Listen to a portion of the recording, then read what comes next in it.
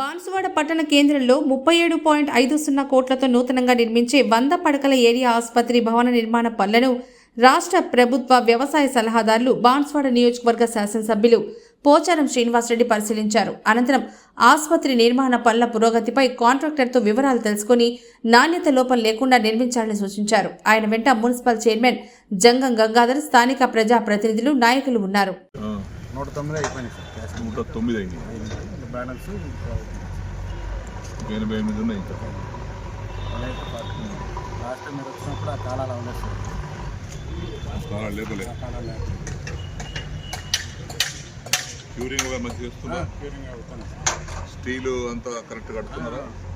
ఏ steel వాడుతున్నారు? ఇది శ్రీశ్యామ్ అవుతేనే గోదావరి మంచిగా స్టీల్. అలాగే మన టెస్ట్లన్నీ ఇది డిపార్ట్మెంట్ చెకింగ్ అనేది. ఇప్పుడు సిమెంట్ ఏది వాడుతున్నారు? బిర్లా. ఏ గ్రేడు? 53.